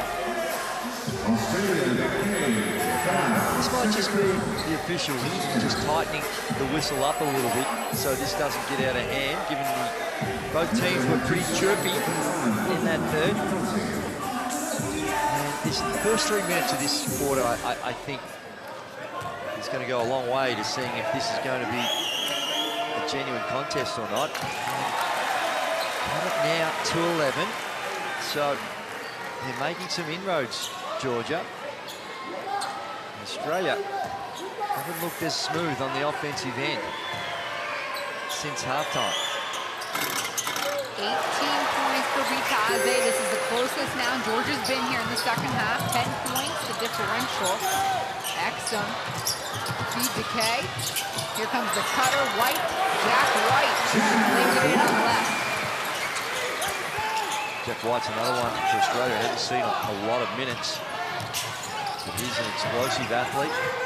He was on the Denver Nuggets roster. Ooh. Pataze just moving slightly on that screen, and a big connection with Dante Exum. Have a look, see there, then he just moves. Now for that not to be a moving screen, you're gonna hand it off, you just gotta hold your spot. He's trying to do the right thing by his teammate, but that moving, is an easy call for the official. And now, Gaze, I believe we're going to get a call with another foul. Him and Giddy exchanging some words. And he got ejected here. It's his second one. Second 10. He's going to shoot. So a short-lived outing here for Gaze, the 20-year-old point guard. Let's have a look. There was the foul by Gaze.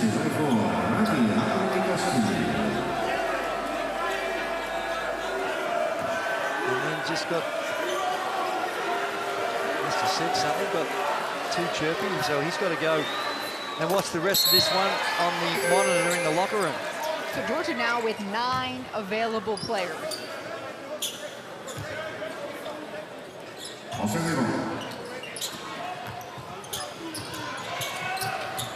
For you, Andrew, how much of this game is the mental part and keeping your cool, and then versus the physical part?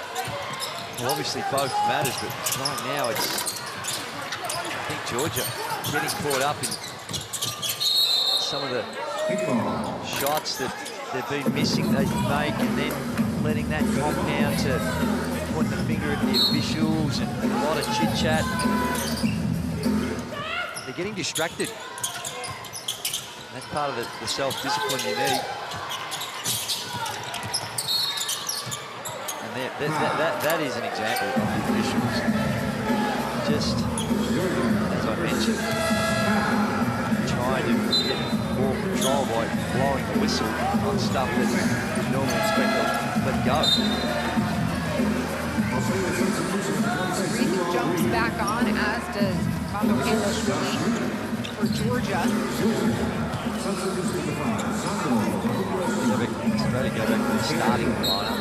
Got on the floor there.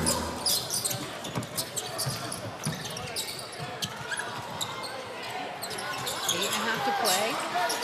Giddy with the ball, driving.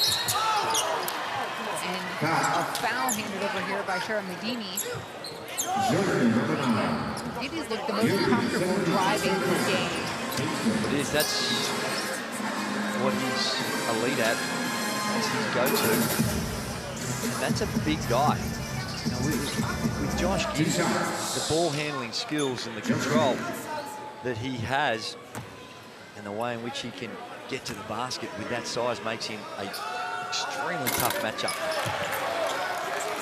Giddy just making his first World Cup appearance here in Okinawa, just 20 years old, misses the first shot here, but nearly had a triple-double in his first outing, the first official senior team game. And he's 203, 204. It's not, that's a big body that can get to the rim. We've seen the touch that he has around the basket.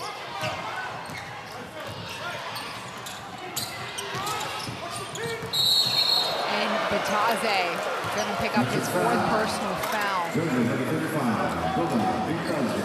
Another look at his position, hopefully here with Green. It is, again. It was inadvertent. I think he thought that Green was going underneath the screen, and then it was just a collision. Bataze goes to the sidelines. So points for him. A couple of offensive fouls and up to 13 turnovers now.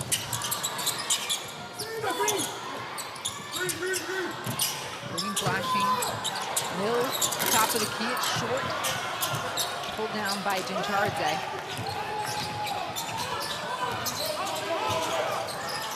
We need some more McFadden magic here for Georgia. Sharamedini kicks it back.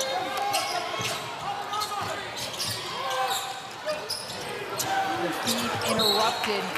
And turnover number 14 for Georgia.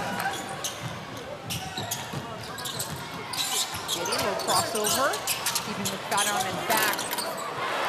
I'm talking about how, because he's going at Sharamedini straight at him. There's no intimidation. He can elevate above. Combine that with that those ball handling skills which are on display there. They use quick crossover, gets the defense off balance and gets into the paint. Mahini, one dribble, the feed to Mamu, it's blocked, Reed. And then Andrew Nickershule just picking Mills' pocket.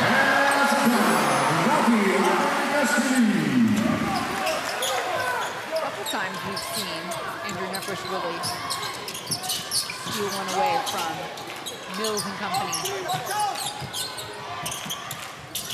Off the double screen here, feed to Reed. That one's undeniable. Mills to Reed. The connection. Just a great pass. Knew where his man was going to be. He couldn't see Reed, but he knew that he was rolling. Sharamadini in no man's land. Not able to put any pressure on the pass. And too much separation from Reed. Reed goes up. That's a fine finish by Reed. Traffic. Mamute Lashvili coming over to help out. Too late. Gets dunked on.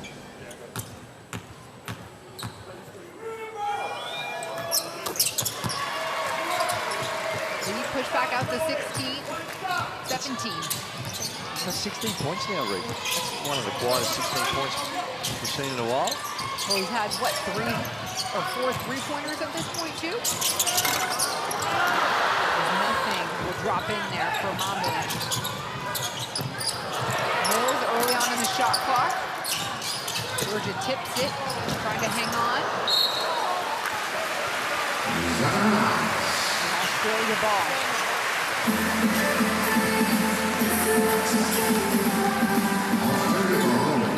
See that pass again. And that's the other one too. You see, she just slipped over. Andrew Nickershule needed to be there to help tag the roller as well. And just a breakdown defensively on what is commonly referred to as zoom action. That's stagger screen, the handoff, the strong side, the guy coming out of the corner. Paddy Mills got to go out.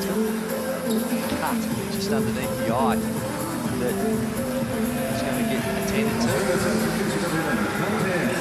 Paddy had 16 of his 19 in the first half, so he's been a little quiet in the second. With only the 3 points. Ooh, it's a bigger cut than I thought. So Exum on in his place. Ingles drives, dishes back out. Exum, top of the key, will drill it for 3. Dante Exum. Well, he's already made 2 before that when he's wide open. And look how wide open they go in. It's too much help. It's a short closeout. It's a long closeout, I should say, where he's not getting tight enough to put any sort of pressure on the shot. And you've got a shooter there that can knock him down. And when the game's on the line, that's too easy. You need greater desperation. There's that shot.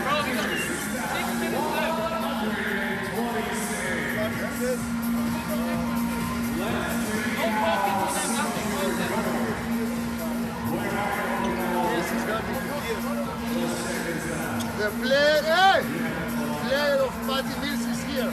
Patty Mills is out, I think. Okay. One down. Listen. Green is gonna be here. Green or don't go here.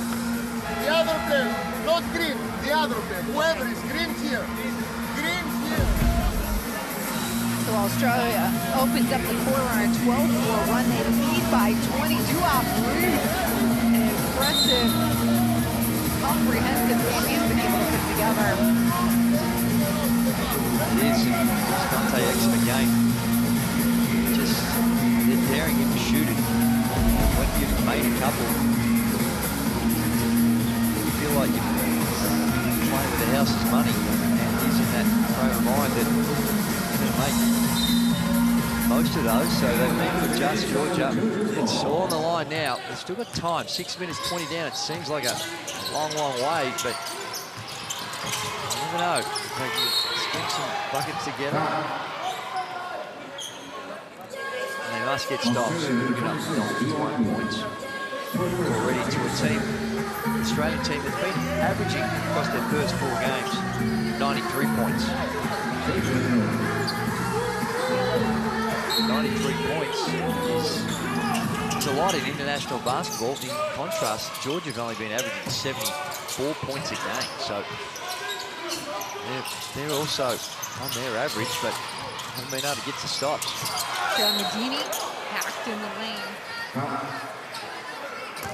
We'll get 2 freebies from the free throw line.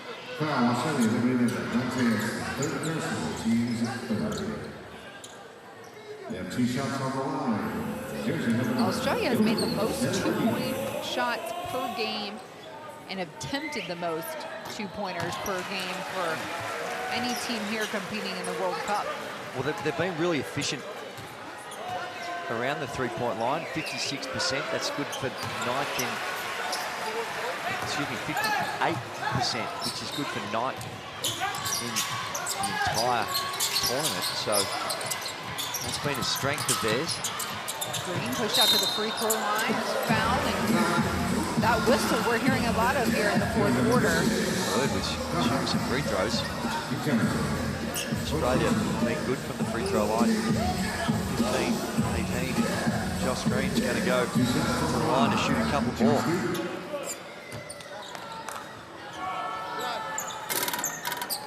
Georgia in a lot of foul trouble here. We obviously saw Ligaze leave after his 2nd technical. But Shinsharze has 4 personal fouls, as does Mamouke Leshwili. Ligaze here steps back out with 4 himself as well. Well, it's all or nothing now for Georgia. So Taze throw him back in. Their last roll of the dice. There with the kickball. Medini is coming on the back screen.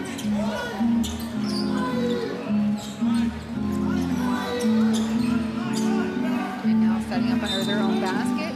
Razi and Nikashvili to inbound. He does. Gets that into Mamu. Rejects it. The feed to Giddy. Green the thread. Nice pass by Green. And good cut by Giddy. He read that beautifully. McFadden changing his mind mid-air. The basket does not count. Josh Green tried to get away with a sneaky push. That's Julop Reed protecting the rim for Australia. That's the nice pass. He finishes. Giddy now up to 15 points. He's got 4 assists. He's got the 2 rebounds.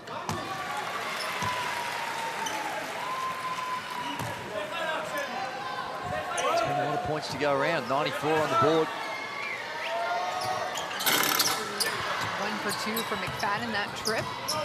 Separation stands at 20.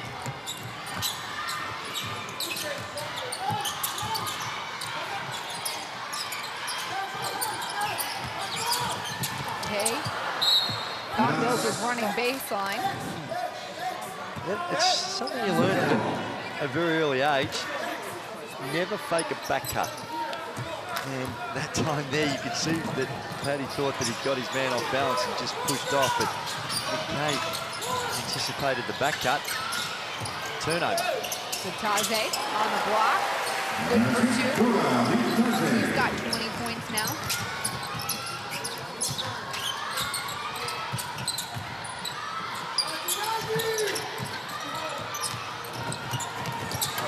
Long take there by Josh Green.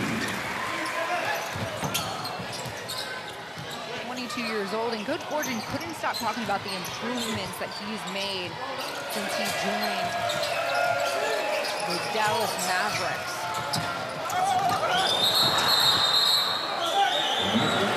And offensive on the other end. Down to the floor. see it. Let's have a look. It's on Nick Ashwilly. What did you see there, Andrew? Not sure. Maybe they thought he'd pushed off, but definitely said it was on number 4.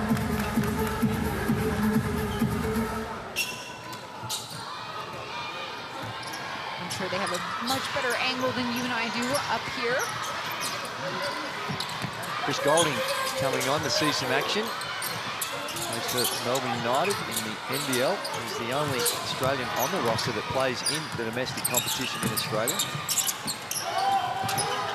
Golding with the ball. He will let it fly. Falls into Green's hands. No basket. Ball going the other way. Push by Golding. Dyson Daniels is going to join Chris Golding, two guys that haven't seen a lot of time in the tournament.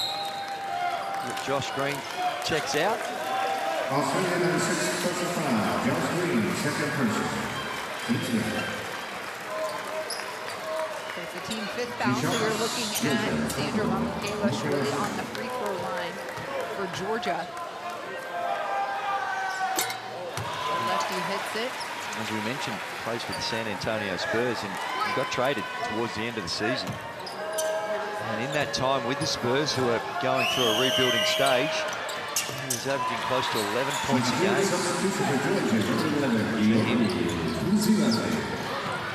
He's got 12 here tonight against Australia. His average is carrying over as Golding gets it over to Daniels. A little dunk to Petty.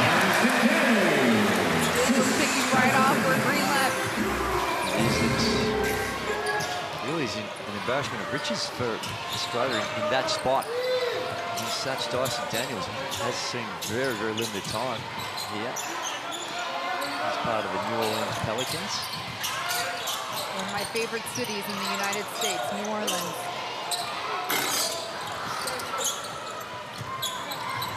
Ingles looking down court. Gonna run it through with Mills and company. These final couple minutes. This will be the conclusion of both of these teams' competition in the FIBA Men's World Cup.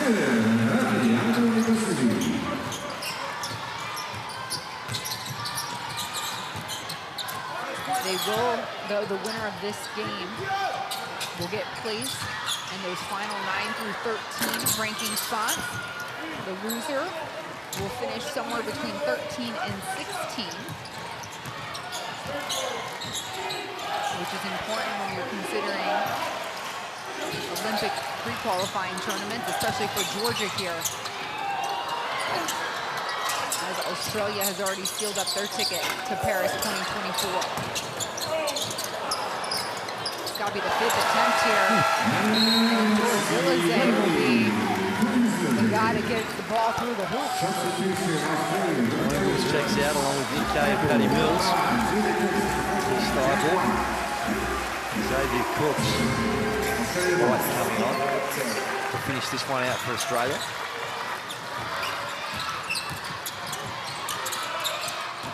Golding with the ball. He'll pull up the elbow shot. Feels nice. Chris Golding with 34 gets on the board. That's what he's known for. He is an explosive scorer, particularly from the three-point line.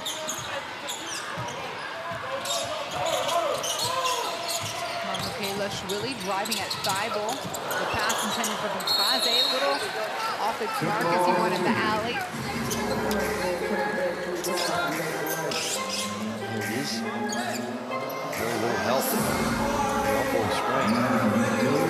Shooter coming off. That's formula for an easy 2.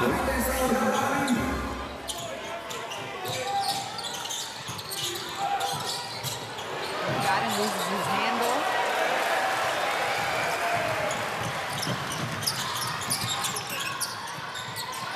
The youngster Dyson Daniels misses.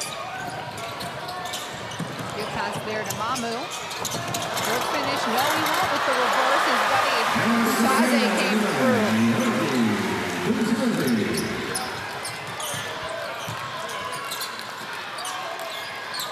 Holding, moving from the logo. And we're under 40 seconds to play here.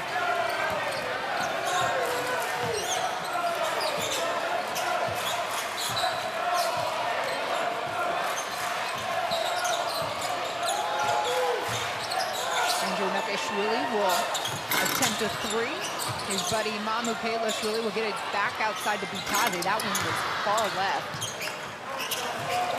And Australia and Cook's gonna dribble this one out. Dyson Daniels, the young 20-year-old, with the ball in his hands as the clock ticks down. I'm gonna show you hands. And the game is over. Australia bouncing back after a loss to Slovenia puts Georgia to rest here by 16. The final scoreboard is Australia 100, Georgia 84. It is a depleted Georgia team that is showing some frustration throughout the course of the game. And they battled hard against a really talented Australian team that's got a lot of firepower, and we saw some of that firepower on display. They put up 100 points and shot it at 53%, impressive 45% from the three-point line, where they were 14 of 31. There's Joe Ingles, the veteran. It's going to be interesting for some of these guys to see what transpires over the next 10 months and who's going to be a part of the campaign, because there's a couple of players in Ben Simmons and Jock Landale that you suspect are going to come in, and that means someone's got to go out.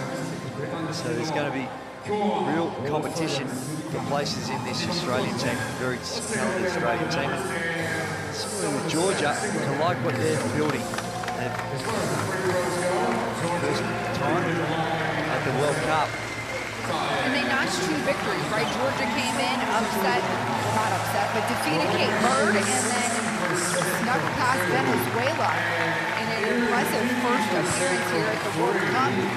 You're bound to see much more of Georgia, and depending on how the placement goes, they may have an opportunity to play their way in to the Paris 2024 games. So Georgia, an emerging nation in basketball, a centerpiece as their fans clap it up. That's Toko Shengelia's family on the screen. Joe Ingles exits the floor for Australia. And this will again be the finisher for these two teams. 5 games in 10 days. Georgia ends with a record of 2-3. Australia bounce back and end up on the winning side of things, 3-2. And they will find their final placements being ranked between 9 and 12. It is, and you see some of the action and the ability for Australia to beat them in both ways. They had an advantage getting to the rim, and they also shot the ball really well from the three-point line, and Georgia just defensively weren't able to offer that much resistance. And Josh Giddey continued to go about his business in a methodical way. 15 points, 4 assists, a couple of rebounds on 7 of 9 shooting. Like we said about Georgia, they've got some young talent, including this young man you saw on the screen there, Andronic Ashweli.